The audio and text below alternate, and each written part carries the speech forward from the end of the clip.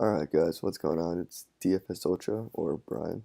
And so basically I'm gonna do this little video, or I guess more of a podcast, to talk about this MLB slate a little and help you guys out.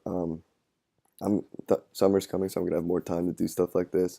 And I just kinda wanted to try it out and see how much you guys would like it. So let's get right into it. So we're gonna start off with this Colorado and Cubs game. Um, Want to talk about this first because I feel like it's going to be really popular tonight. The wind's blowing out in Chicago to either left or center at like 15 miles per hour. I think 16 miles per hour to be specific. Um, yeah, so we got Kyle Freeland. I feel like the Cubs are going to be extremely popular, but I'm not sure if I'm too on them. Kyle Freeland this year has been dominant against lefties, so don't go that route regardless. But against righties, he induces like 46% ground balls. Right, his whiffs per swing is 23%, so he's getting a good amount of swings and misses. Um, he doesn't. He only gives up 29% hard contact, and he pitches the contact, and he pitches the ground balls. So I guess if you want to play some Cubs bats, the guys I would target would be like Almora, um, Javier Baez, Chris Bryant, and Wilson Contreras. Those would be like good one-offs, but I don't know if I'm thinking full stack here. If I don't know if I'm thinking full stack here against Cal Freeland. The good thing about the Cubs is that they do not strike out a ton. So you're hoping for um, a nice, I guess, BABIP day, like where the balls they're hitting are just falling into play. So that like you're kind of banking on variance there. But well, Chris Bryant looks good anytime he plays a lefty. He's only grounding out 27.8% of the time, which should help out with his with Freeland's ground ball tendency. So Chris Bryant at 4,200 on FanDuel is an elite one-off play for me. He's going to be listed as an elite play. Um, Real quickly, this is a slate where there's going to be tons of bats, not a tons of pitching options. So Chris Bryant's an elite play. Javi Baez is a very good play. Albert Almora is a good value play, and Wilson Contreras is going to be a solid play as well. But I don't know if I'm feeling like stacking against Kyle Freeland. And on the other side, we have John Lester with the Colorado Rockies. Now, the Rockies are my preferred stack of this game. If I were to stack a team, it would be the Rockies with Chris Iannetta at catcher at 2,900 on DK, I believe. He's an excellent one-off play. I love him. Um, Lester this year has been getting hit really hard. Let's see. He's only striking out 16% of lefties and 20% of righties. Uh, he's been giving up 29% hard contacts for his righties and 31.6% for his lefties. But his average exit velocity is 90.1 miles per hour. So he's been getting hit relatively hard. Um, if, while Kyle Freeland's average exit velocity is 85.9. So compared to those, like Lester's been getting hit hard this year. But with plus the wind's blowing out, plus he gives up 44% of fly balls to righties and 36% fly balls to lefties. Um, his whiffs per swing is only 21.3, so he's not getting that many whiffs per swing. The Rockies don't strike out a bunch as a team. They're really good against lefties. And Lester's numbers might be inflated right now. They might be, I don't know, the Rockies do strike out a good amount against lefties. They strike out 26.6% of the time. But Lester's numbers might be inflated right now with only a 259 BABIP. If you look at his hard contact and his average exit velocity numbers, that seems a little bit low to me, so maybe that inflates. With all this being said, I think my favorite guys are DJ LeMahieu. He's been hitting really well this season. Charlie Blackmon's in play, and because he'll be low owned, considering it's a lefty-lefty matchup. Nolan Arenado, if you're not playing Chris Bryant, you can easily play Nolan Arenado. He's been hammering the ball this season. Uh, let's see, Nolan Arenado's been doing really well this season. I get that a lot of times he plays at cores, but regardless, he's been very solid. Let's see. So I already talked about Chris Iannetta as one of my favorite one-offs. Ian Desmond's in play, depending on where he's hitting in the order. And then Chris Iannetta, like I mentioned, I really like him against the lefty. Um, yeah, so those are my guys for the Rockies. Like I said, guys, between these two games, I'm not too keen on stacking either one of them, but if I had to, it would be the Rockies over the Cubs. So moving on, we're gonna next go to this. We'll go to Pittsburgh and Washington. Talk about that game for a little bit. Um, let's go to that game. All right, so another game that I'm not just too interested in. Tanner Roark is a solid pitcher, but not one that I'm really trying to uh, either play or target against very much. I know I've played him this year just out of necessity, considering he's always a little cheaper on the cheaper side of things, and he seems solid, like to get you that 12, 15 points, but I don't really like rostering him, and I don't think today it's the slate to roster him. So I'm going to be off him. If you're going to target Charlie, or not Charlie, Tanner Roark, it's going to be with left-handed hitters. Tanner Roark's been fairly solid this year. He has a 21.3 swings per whiff, so he's getting an okay amount of swings per whiff.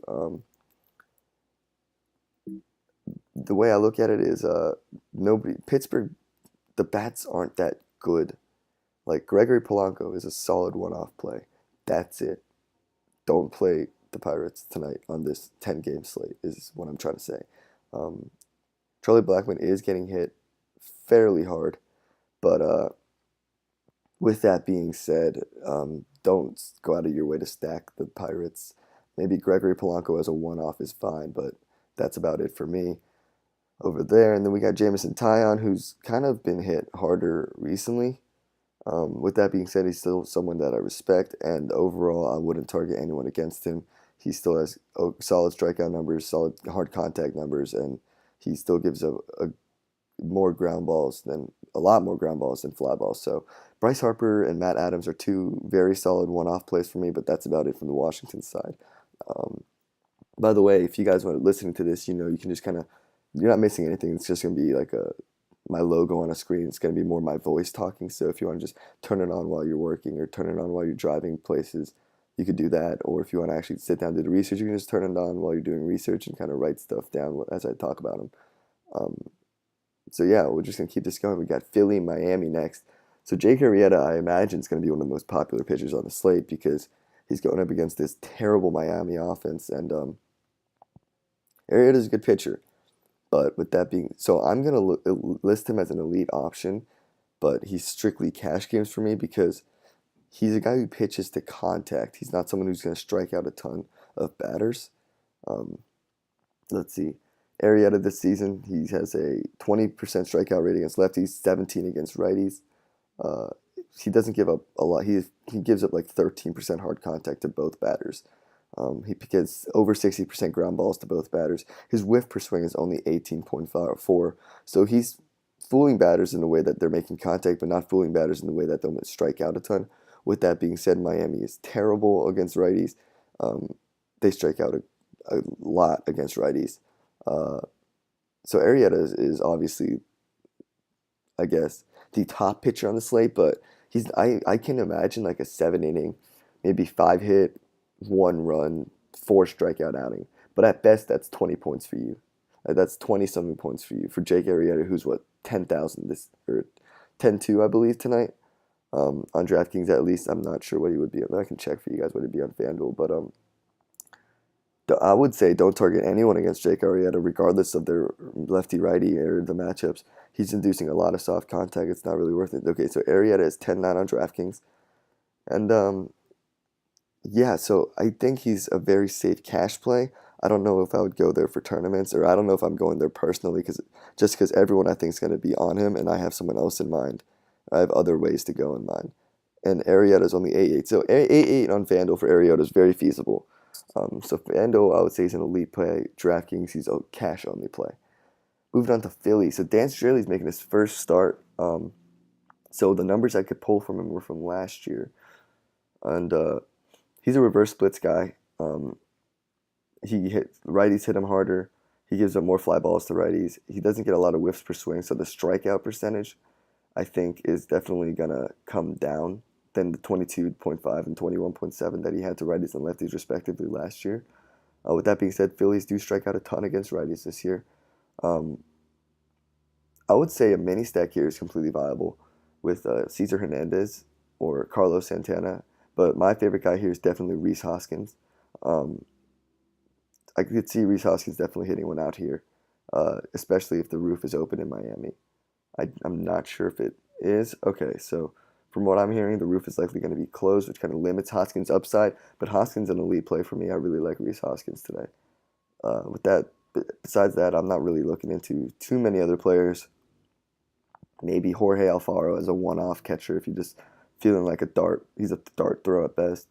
Um, the Phillies, in general, don't really hit righties that hard, which kind of worries me. Carlos Santana hits them the hardest, so he's a solid one-off, and Rhys Hoskins is second. But after that, there's not too much I like here from the Phillies side.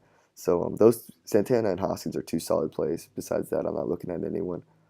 Moving on to Tampa Bay and Detroit. Let's see. We got Jordan Zimmerman and Jake Faria, and then in hindsight, you're thinking, oh my God, let me load up on the Rays because they've been on fire lately, and they get the benefit of playing Jordan Zimmerman. With that being said, Jordan Zimmerman has an xFIP of 4.06 against righties and 4.13 against lefties, which is solid. Or it's better than what you would think Jordan Zimmerman. He's also striking out batters this year. He has a 23.8% strikeout percentage against righties and a 25% strikeout rate versus lefties. And I'm still a believer that this Rays team is not good. They have 4 batters who strike out over 24% of the time. I'm not saying play Jordan Zimmerman. I'm saying be worried about stacking against Jordan Zimmerman. With that being said, if you're going to target him, the way to go is with righties this season. He's giving a 45% hard contact to righties and 51% fly balls to righties. So one of my favorite plays on the slate, actually 2 of them are going to be C.J. Cron, who's been hammering the ball lately. Yeah, he's been hitting a lot of home runs lately. I could definitely see him hitting one out today. And Detroit, it's fairly warm there. The ball should carry. The other guy I'm really liking today is Carlos Gomez. Dude, Carlos Gomez looks like he's trying to swing for the fences every time he swings, right? I could definitely see him making contact. He is hitting righties. He hits righties better than he hits lefties. He's not the safest play, but he's one of my favorite plays factoring in price and ownership. He's hitting righties 41.9%, or that's how hard he has a hard hit percentage of 41.9, and he's hitting fly balls at a 44.2% clip. I'm really liking Carlos Gomez today. If it adds up, right? If Jordan Zimmerman gives up a lot of hard contact and a lot of fly balls, and Carlos Gomez gets a lot of hard contact and he hits a lot of fly balls, it adds up. I think Carlos Gomez could hit a home run. Other than that, maybe Wilson Ramos is a pun play, but that's about it against Jordan Zimmerman. I usually love stacking against the guy, but not today. And on the other side, we got Jake Faria, who had a really solid debut last season, but's just been hit so hard this season. Granted, he's played some good offenses, but I can't really advocate playing him even against a pretty weak Tigers offense. The Tigers offense doesn't strike out a ton. They have 3 that strike out over 20%. So they don't have Faria doesn't have much strikeout upside here. He's getting hit very hard this season. Righties have a 42.9% hard contact. Lefties have a 51.7% hard contact, and he has a 48% fly ball rate to both hitters. So he's giving up a lot of home runs. With that, so I guess Leonis Martin, although I don't like to play him, right? Like, it's Leonis Martin. I know how bad he's been, but he's been better this season, so I guess why not? So Leonis Martin is in play. I think this can be an underrated stack because a lot of people think, oh, Jake Faria, he has a lot of good name value. He's a good up-and-coming young pitcher, but they don't truly understand how bad he's been this year. So Leonis Martin in play. Heimer Candelario is in play. I love Heimer Candelario as a player, and I think he has a bright future, and I think he's going to be a very solid play today. Let's see. Miguel Cabrera is in play today, given how not cheap he is, but given the matchup, he hits righties very hard. Let's see. Nick Castellanos is in play. I think he could have a solid day against Jacob Faria. Victor Martinez, if you're looking for a cheap bat, he is in play if he's DHing. Anybody from Detroit here is in play, the way I look at it. Yeah, Jacob Faria has not been good this season, and they're going to be an underrated stack tonight. So moving on, we got Milwaukee and Cincinnati. Starting with Milwaukee against Brandon Finnegan. Brandon Finnegan has been lit up this season. Uh, he's giving up 30% hard contact to righties and 51.7 hard contact to lefties. He's 30% to righties, 45.5 to lefties. He's giving up 40% hard contact to righties and 36% to lefties. Or 39 fly ball percent to righties and 36 to lefties. And his whiff percentage is only 19.6, and he's not striking out batters. This makes Lorenzo Cain, which anytime he plays a lefty, is one of my favorite players to roster. Ryan Braun is also another player I really like to roster against lefties. Both of those guys are in play for me.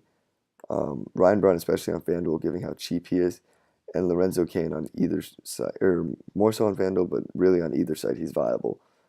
Especially if, let's see, if it's Devin Mazzaraco, which I don't think is going to be playing, but if he is the one playing behind the plate, you can run circles around him. If it's Barnhart, Cain's stolen base upside is going to be a little capped.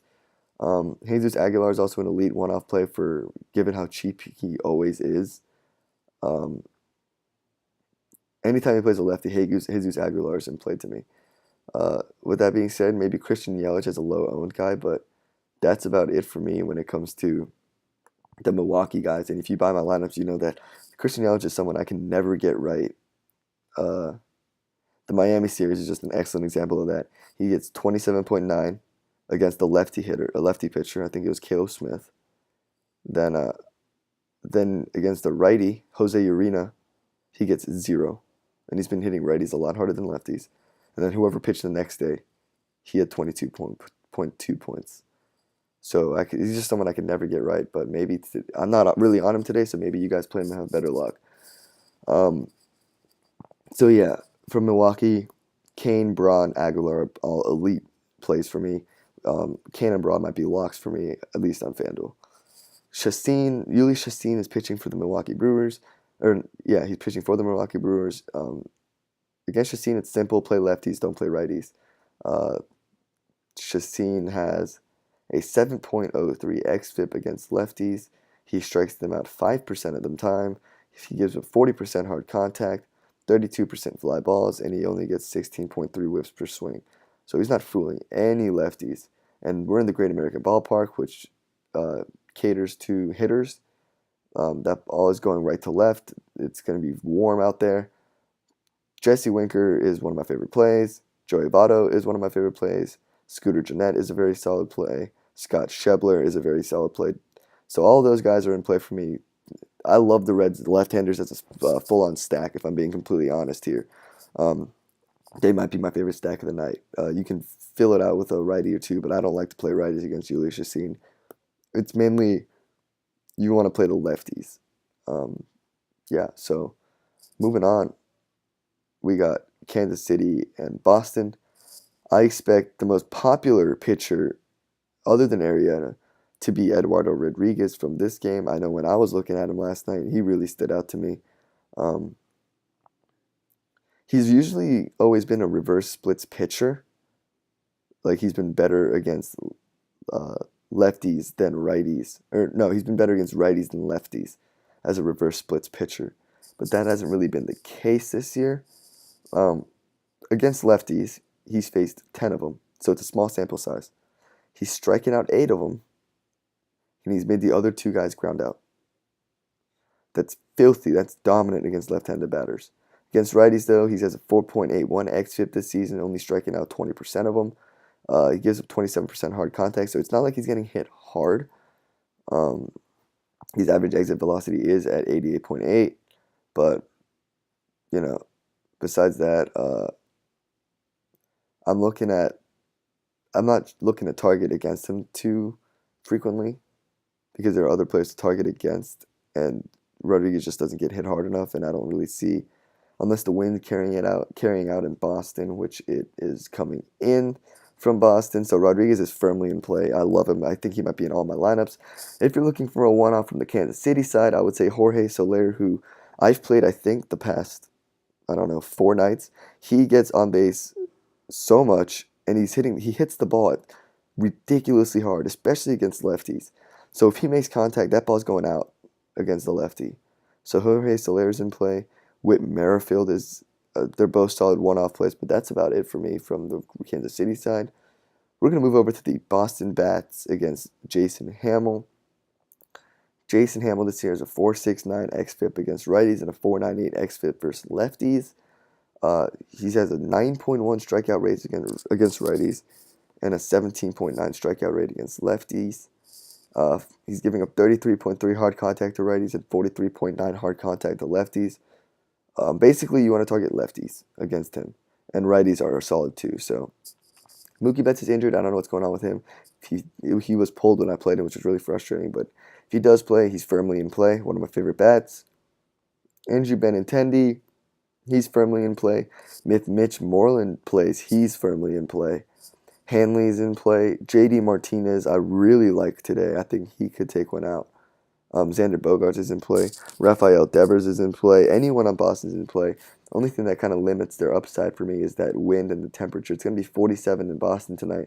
That wind is supposed to be coming in, and the ball I just don't think will carry too much. So that's really the only thing that kind of limits their upside for me. Otherwise, a full stack, they would be the team to fully stack, in my opinion, if you're not a big weather guy. But they're all elite one-offs, in my opinion, at the very least. So moving on, we got the Yankees and Astros. My Yankees, who are on this massive win streak against the Houston Astros. Let's see. So Sonny Gray against Charlie Morton. Sonny Gray has not been good this year.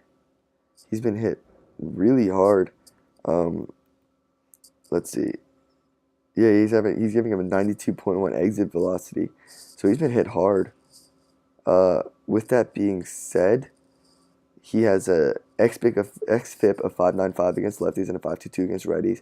He has a 17% strikeout percentage against both batters. He's giving up 36% hard contact to righties and 30% hard contact to lefties. He's giving up 36.8 fly ball percentage to righties, and he's giving up 28.6% fly balls to lefties. He's still giving up over 45% ground balls, and his whiffs per swing is 24.85, which to me means that the strikeouts are coming, right?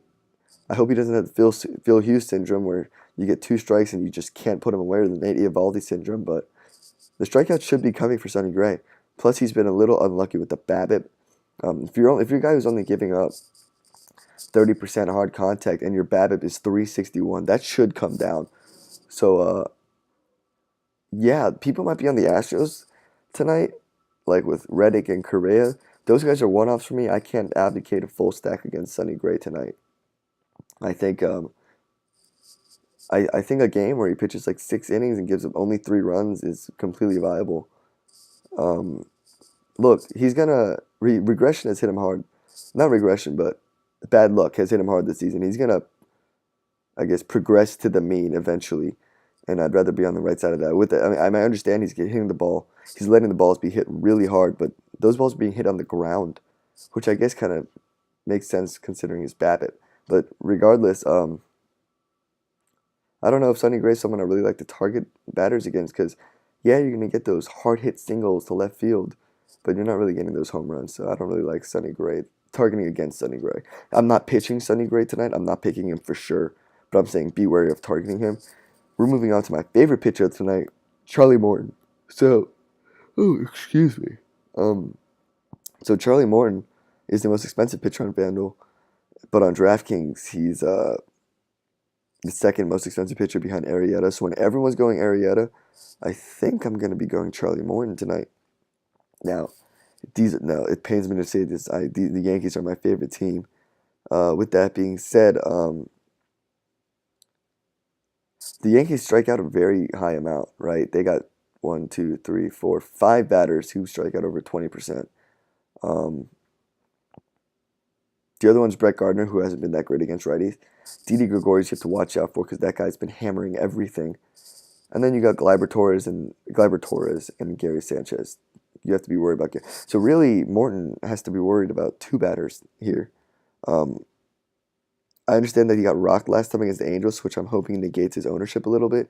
The main issue with Morton is walks, and the way I look at it is you can have Jake Arrieta go out there, pitch you 8 innings, get you 4 strikeouts, and get your 20 points per game, or you can get 6 innings out of Morton, have him get you like 8 strikeouts, and have you 20 points, and he could go further.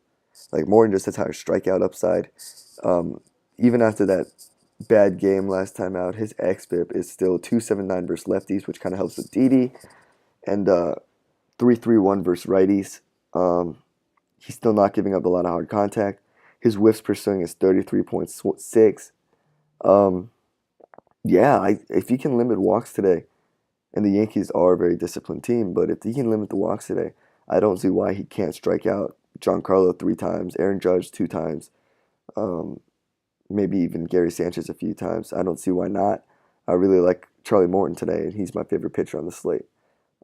He's an elite play for me. Moving on, we're going to get Lance Lynn versus Aaron Sanchez in the Toronto versus Minnesota matchup. This game is in Minnesota. It's going to be 72, and the ball's going to carry a ton out there today. Um, Starting with Aaron Sanchez. Look, this guy, I like him a lot as a pitcher. He's just always had the injury issues. Um, he has a 4.73 xFIP to righties and a 5.55 xFIP to lefties. Um, with that being, so he's not striking out a ton of hitters. He's getting a bunch of them to not hit the ball hard, so he's not getting hit hard.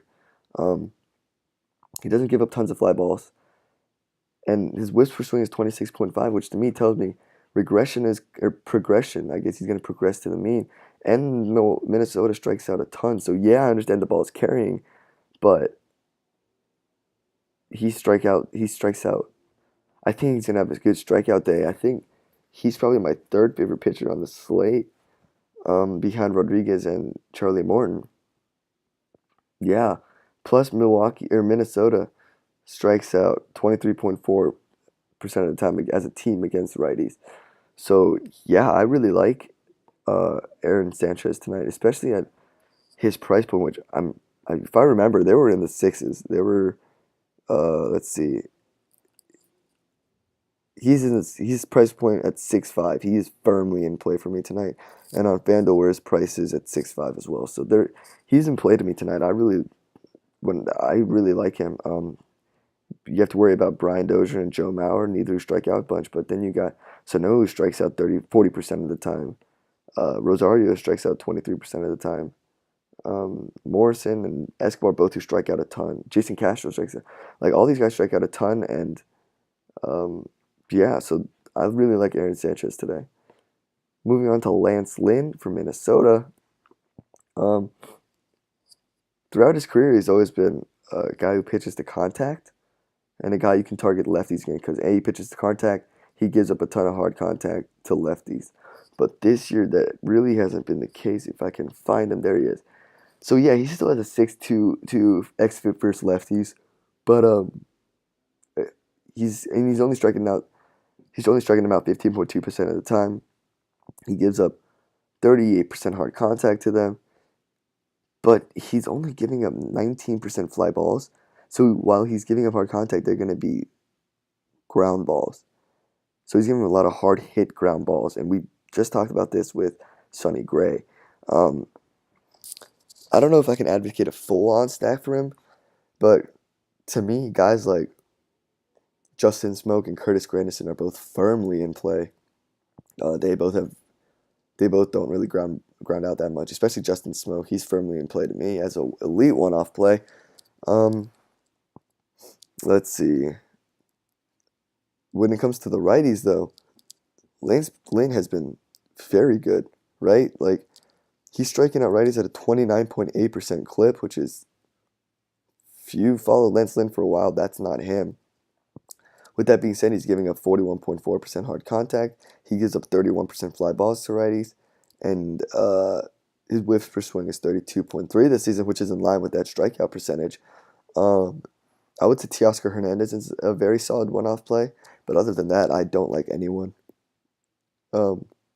Lance Lynn has just been dominant against righties, and he's been bad against lefties as usual. But he's been containing that with more ground balls than the fly balls that he used to give up.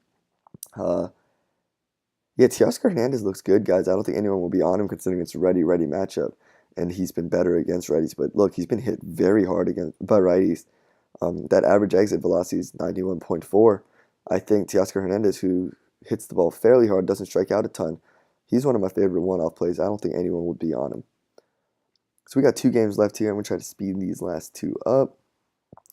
We got Zach Greinke against the Dodgers. And look, I hope some people play him, but Zach Greinke's been hit so hard this season.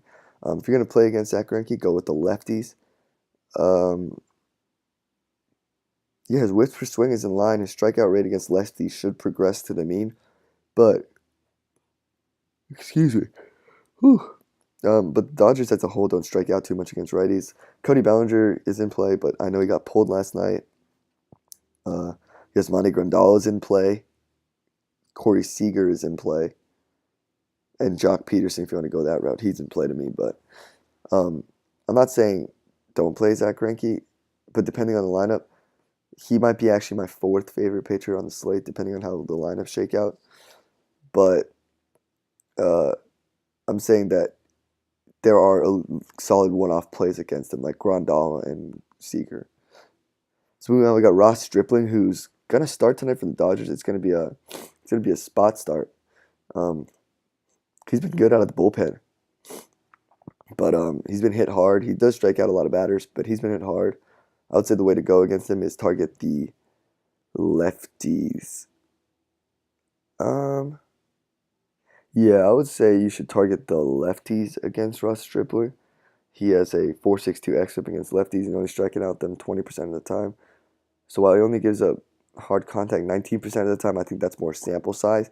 So the way I see this going is the D-backs, they don't have much success the first time around against Ross Stripling, but the second time around, if Stripling can get there, so by inning 4, if Stripling's still in the game, they should start to hammer the ball off him.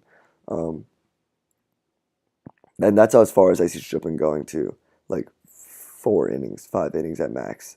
The guy wants to be a starting pitcher, but they've used him as a bullpen piece, so we'll see how this works. This could turn into a bullpen game, but regardless, to me, David Peralta has been excellent this year against righties. He's in play.